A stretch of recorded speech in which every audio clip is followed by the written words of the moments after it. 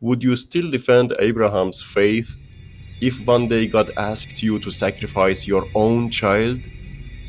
Hi everyone. Let's take a closer look at the figure of Abraham. He is considered one of the greatest prophets and is known as the father of faith. According to the well-known story, Abraham lived around 4,000 years ago in the civilization of Babylon. Now, I'm not here to argue whether the story is historically true or whether God exists. I just want to take a look at what Abraham actually did, and maybe a few other things that go along with it from like a realistic and ethical point of view. Alright, so here's a quick summary of the story. One night, Abraham had a dream that he was cutting his son's throat. When he woke up, he believed it was a command from God. So even though it really broke his heart, he went ahead and obeyed and tried to sacrifice his son Isaac. But at the very last moment, a divine messenger stepped in and gave him a sheep to sacrifice instead. So the boy was saved and Abraham's faith was proven. Keep that in mind. Now let me tell you another story. And just stick with me till the end, alright? Imagine you are someone religious and you really look up to Abraham as a symbol of true faith. In your city, there's another guy, someone who, after a series of spiritual experiences, becomes convinced he is in contact with God. One night he has a dream where God tells him to sacrifice his child. He trusts his God, so he goes through with it and kills his child. The child dies. The next day, the police arrest him as a criminal, and it's all over the news. You read it in shock. You think to yourself, what a horrifying world we live in. What kind of lunatic and murderer would do something like this? So here's my question. What really makes Abraham any different from the guy in this story? They both did the same thing. So how come one gets praised as righteous while the other is condemned as a murderer? Let's try to look at this through Abraham's own eyes. From his point of view, the one who told him to kill his son was the creator of the universe, just like the man in our story. Abraham had complete faith in the being he called God and followed his command without hesitation. Again, just like that man. Before trying to kill his son, Abraham had no promise from God that the boy would be spared. God never said, "Don't worry, it's just a test." Once more, the same with that man.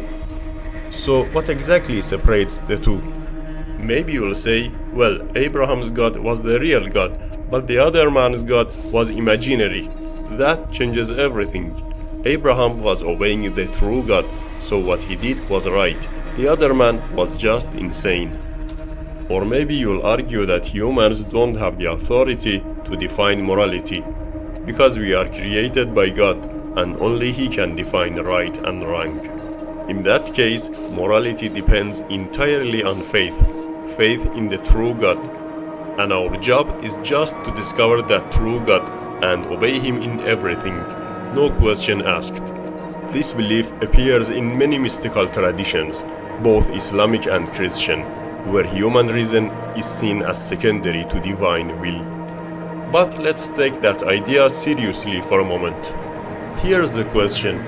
If you say only God has the authority to define morality and that only the true God counts, then how can anyone be sure that the God they believe in is actually the true God and not just a product of their religious belief and imagination? You see, throughout history, in almost every culture on earth, many people have claimed to have a direct connection with God, and each had their own reasons for believing so. Reasons like their inner visions, spiritual awakenings, supposed divine powers, and miracles. They all insisted, my God is the true God, all other gods are fake. My powers come from God, the others' powers are just tricks, magic, or from demons.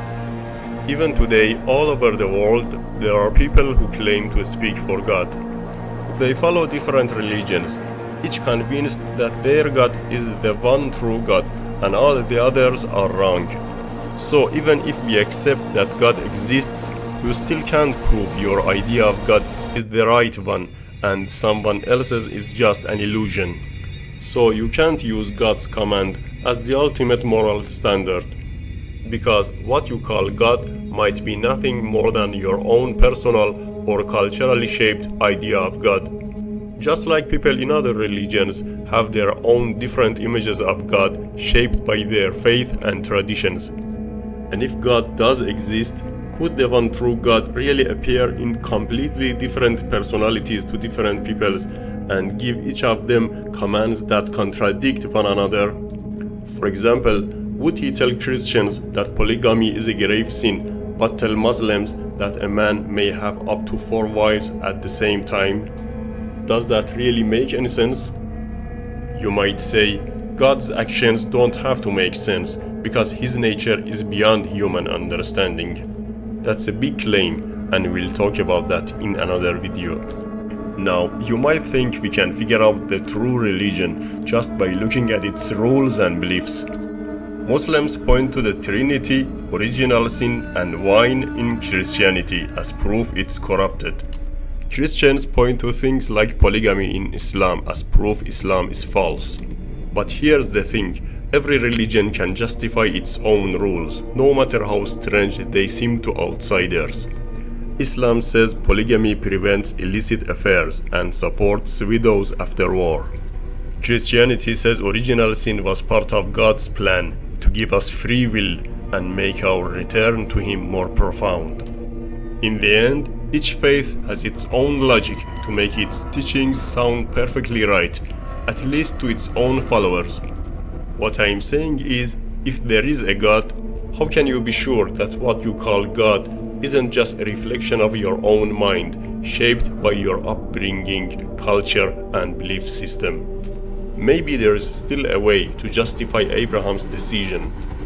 In the next video coming soon, we'll take a deeper look at Abraham's actions and the very nature of faith, and begin a journey that will challenge everything you thought you knew about it. Please subscribe and turn on the bell.